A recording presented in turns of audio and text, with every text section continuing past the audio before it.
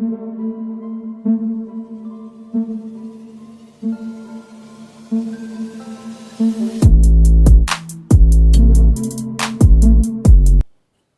दोस्तों, scary story official में आप सबका स्वागत है। आज की कहानी की तरफ बढ़ने से पहले चैनल को सब्सक्राइब कर लीजिए और अगर कहानी अच्छी लगती है तो प्लीज़ लाइक एंड कमेंट करना मत भूलिएगा। दोस्तों, आज की कहानी बहुत ही ज़्यादा डरावनी है, तो ध्यान से सुनिएगा। कहानी है कार्तिक और दिनेश की।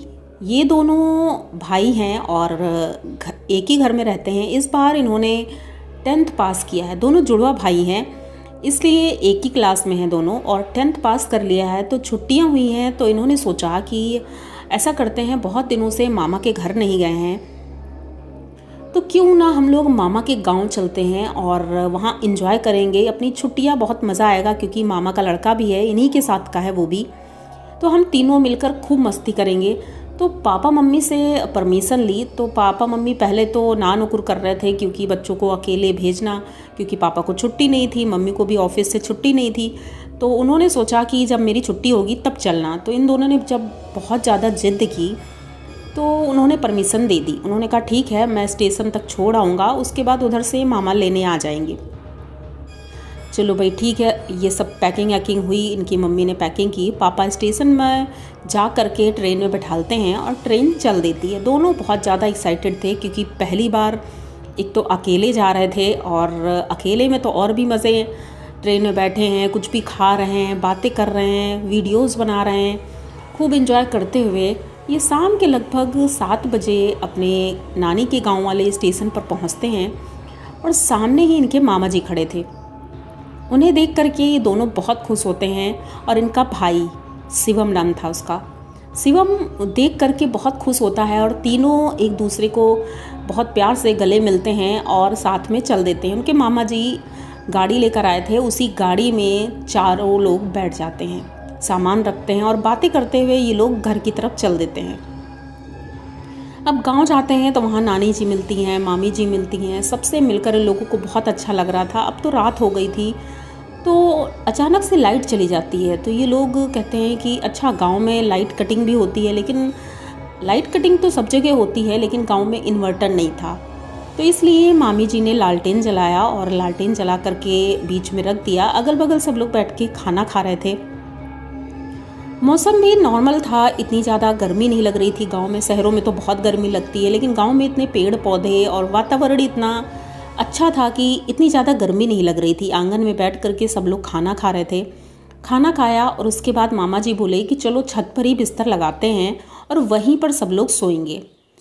अब ये लोग तो बहुत ही खुश हुए क्योंकि शहर में तो ऐसा पॉसिबल ही नहीं है कि कभी कोई छत पर सोए। जो फ्लैट्स में रह रहे हैं वो लोग तो छत के लिए तरस कर रह जाते हैं।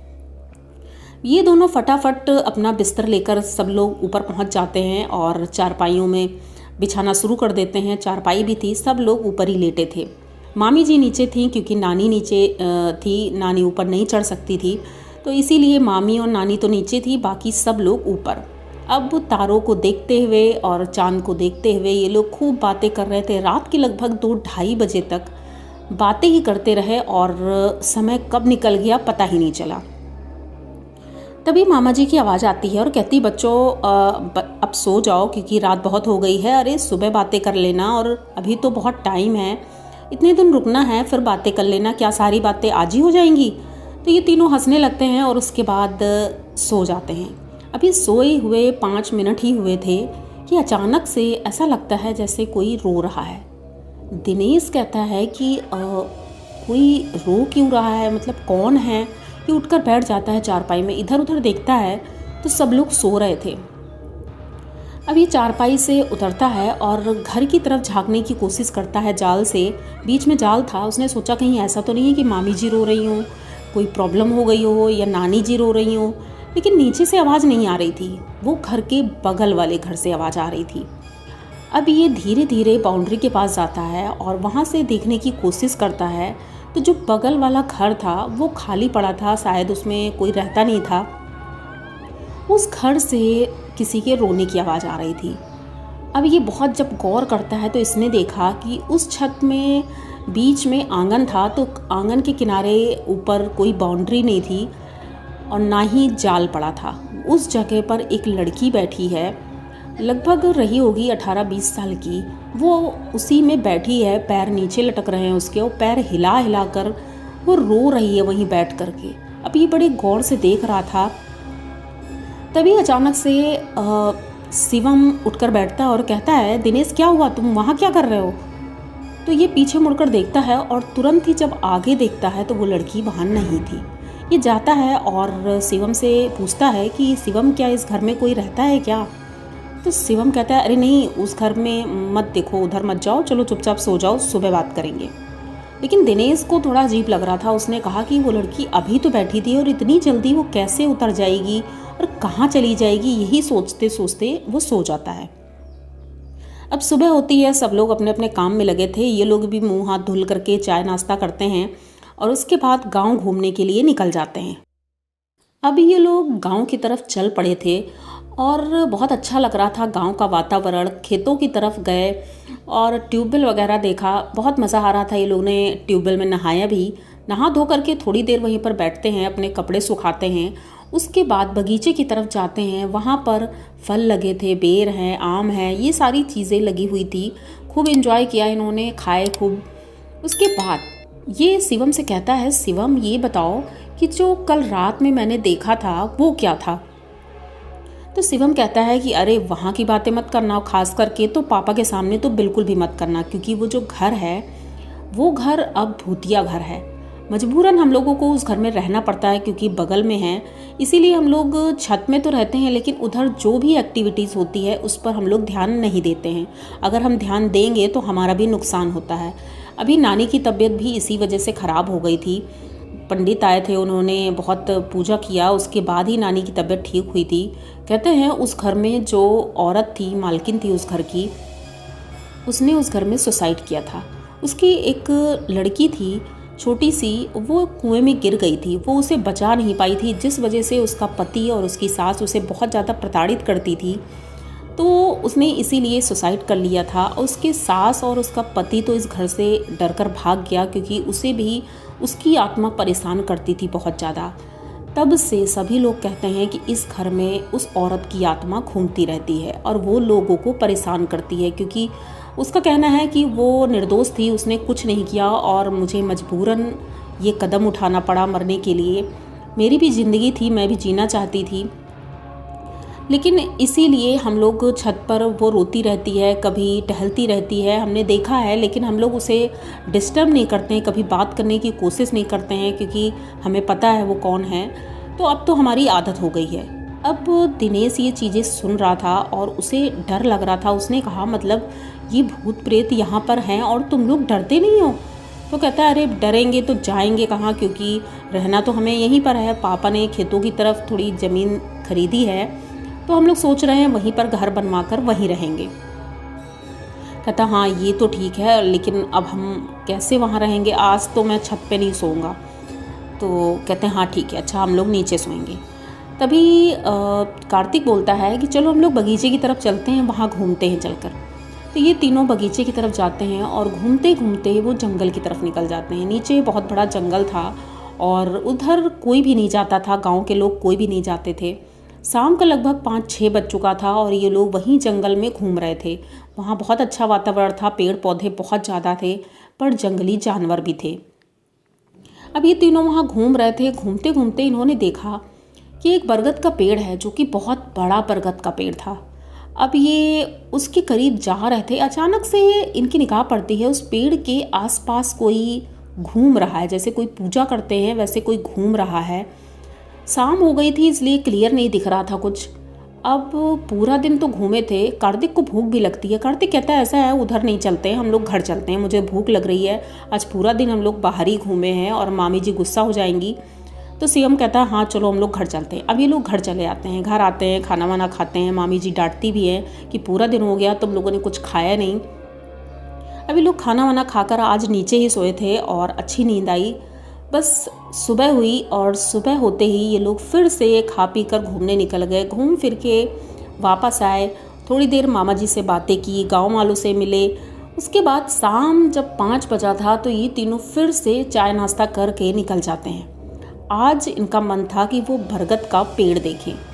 तो शिवम कहता है कि नहीं, उधर नहीं जाना है, पापा ने मना किया है कि उस पेड़ के आसपास नहीं जाना है, वो ठीक नहीं है। दिनेश कहता है मतलब इस गांव में कुछ भी ठीक नहीं है, हम लोग कहीं घूम नहीं सकते हैं? तो शिवम कहता है ऐसी बात नहीं है, लेकिन पापा ने बोला है तो हो सकता है कुछ ऐसा हो। तो कार्तिक कहता है अरे उन्हें बताएगा कौन, हम लोग चुपचाप चलते हैं और देख कर आ जाएंगे।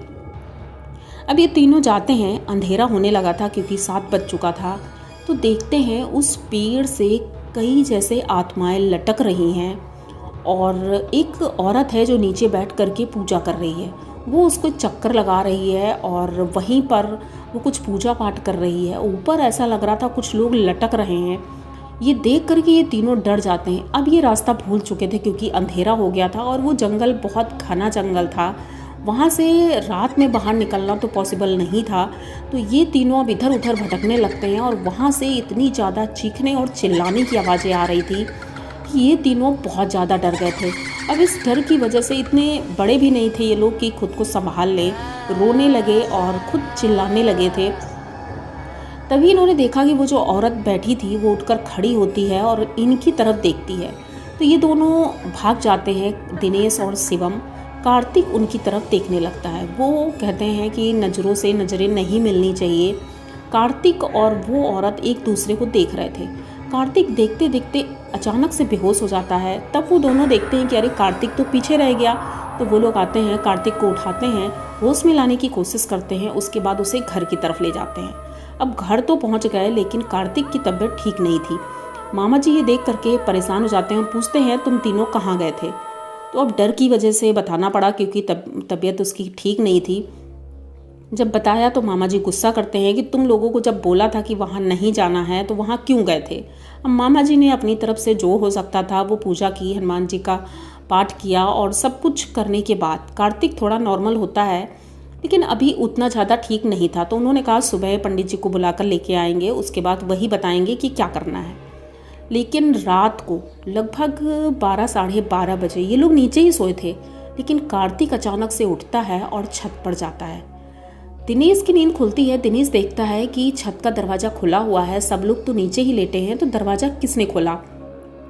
जब बगल में देखता है तो कार्तिक नहीं था।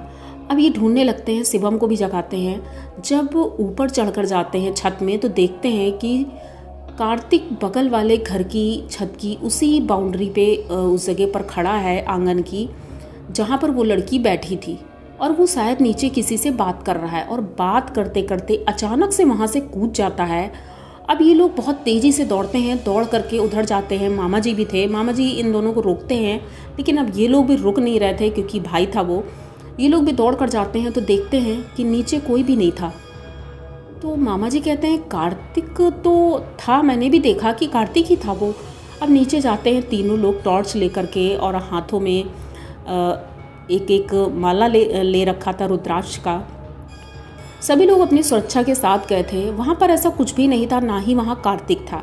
अब ये लोग घर वापस आते हैं और देखते हैं तो कार्तिक अभी सो रहा था। मतलब ऐसे कैसे? उसने देखा था कि कार्तिक वहाँ नहीं है और कार्तिक जा रहा था। उन लोगों ने खुद देखा था कि कार्तिक वहाँ से कूदा था।